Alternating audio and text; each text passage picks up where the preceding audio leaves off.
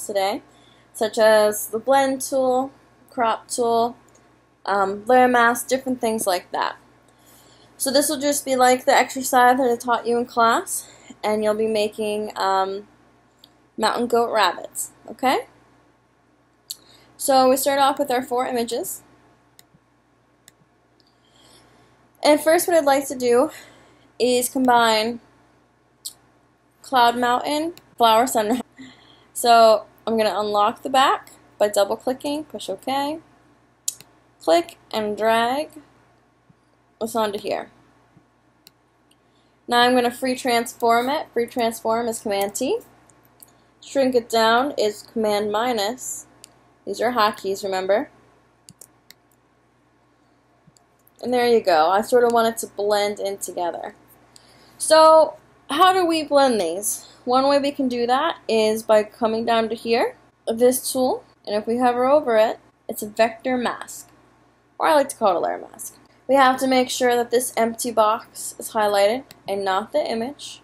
Okay. Then we have 2 options. We can come over here to paintbrush, and we can work with the hard or the soft. We can come down here to the gradient tool. The thing you have to remember is black is to take away and white is to paint back on. So I'm going to go with the brush tool for right now. I'm going to make my brush bigger. The hotkey for that is right bracket. You can see it getting larger there. If I wanted to switch these without keep coming over to here, I push X on my keyboard. So you can see that toggling back and forth, down here, and up here.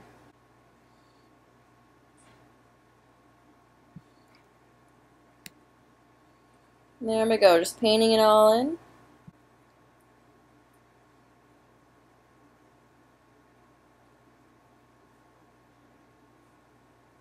Maybe I wanted to bring some back in. Again, I can hit X on my keyboard and bring that back and paint those back in a little bit. Okay, X again. Just work with it and figure out what type of scenery you would like to have. Great, so now you have two images blended together. Remember also you can come over here to your gradient tool and you can do that as well. So I can bring it back in a little bit, okay? Or I can bring it up like this. There's multiple ways you can do this. Alright, so let's just keep that for right now. That's fine. So what I want to do now is review the pen tool with you. And we're going to come over here to Mountain Goat. And that's good that he's locked. Keep him locked. Come over here to pen tool. Hotkey for that is P. I click. I take my hand off the mouse. I click again. Now this time I hold. And if I want to adjust, I can move out these handlebars, right? These are anchor points. These are handlebars. If I hold down Option on the keyboard, I can adjust those.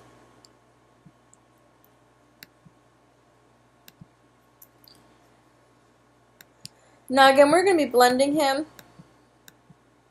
So for right now, I don't have to be too precise. But the good thing about the handlebars is I can make a jump this big, hold down Option, and I can get a pretty close feel for that. I can come over here, hold down Option, pull out these handlebars, and adjust it that way too. Okay? Want a little bit of this grass, so we can blend that in with the background.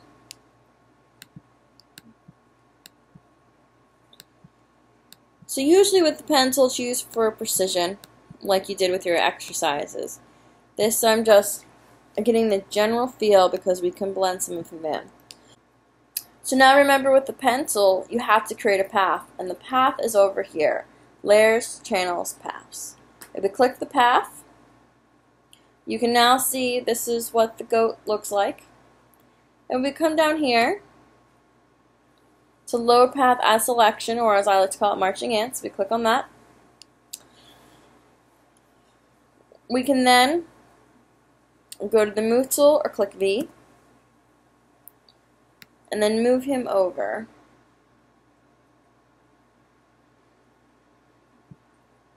There we go. Again, free transform, Command T.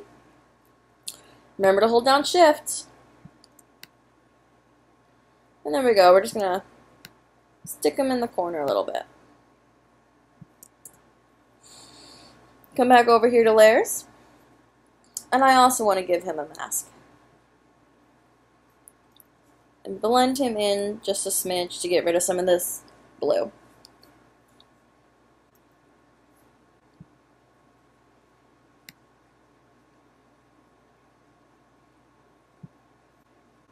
And remember, the reason why blend tools are almost better sometimes than the erase tool, even though the erase tool does come in handy for certain things, is because with the blend tool, if I make a mistake, I can correct it. Or with the erase tool, it is just gone. So if I want to bring a little bit back, I can easily do that. If I want to take a little bit away, I can do that too. Great. So now we have our goat. Now let's go to the rabbit. And let me remind you how to crop an image. So you go to the 5th tool down, hotkey C. It already makes this box for us. And then as soon as we click on it, it activates and it makes a grid.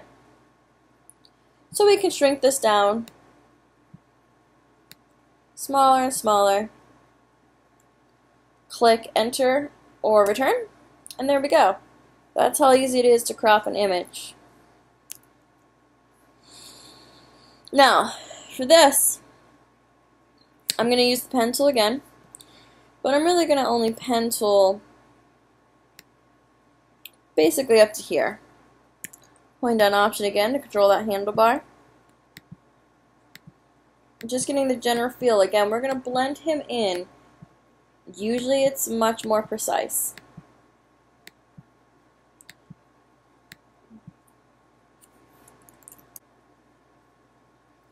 Alright, I'm going to come over here again to Path, make selection.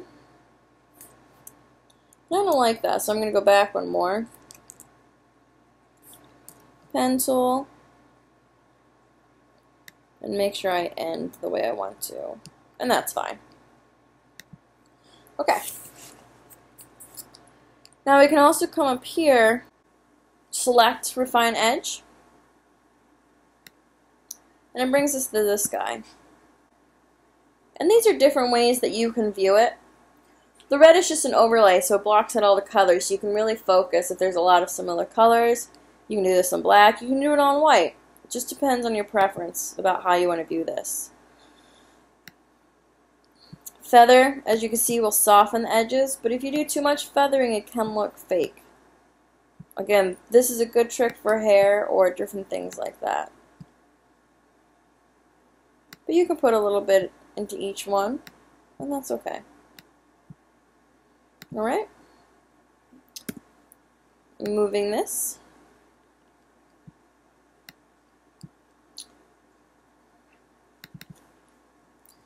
Make sure to label your layers.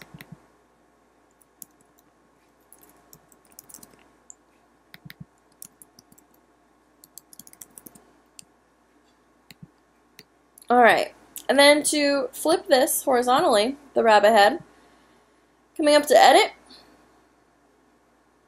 Transform. So free transforms a little bit differently. Transform is where you want to go, and then you want to flip horizontally. And you want to free transform now, Command T, and shrink this down and try to line this up. Remember, when you're blending things, especially animals, you want to get them where they're sort of have the same body shape or facing the same directions if you want to do this exercise with a different set of creatures. So I think that's a good lineup. I'm going to push Enter. Remember to get rid of that box. Now with the mountain goat, I'm going to blend him in a bit more. Oops. Remember, I have to be activated on the mask. And there we go. Now I'm going to add one to the rabbit head.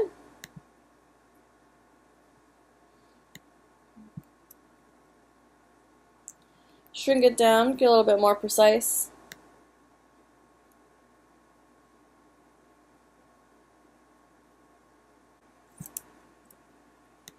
Step backwards there, Command Z.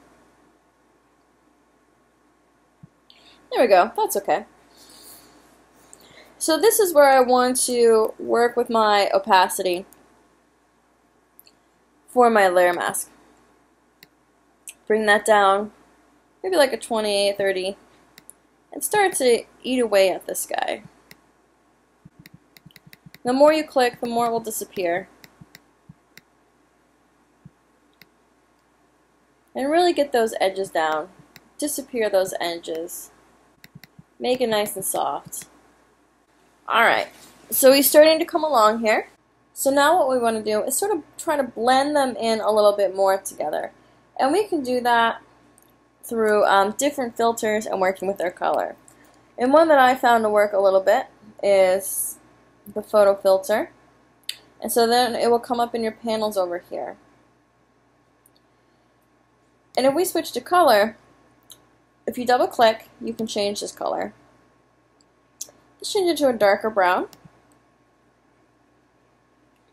And really work with the intensity. And you can see the background changing and different things like that with the rabbit. So you can see how it's losing its eye color. So it goes from pink to almost a cream color. And it almost goes black and white, right?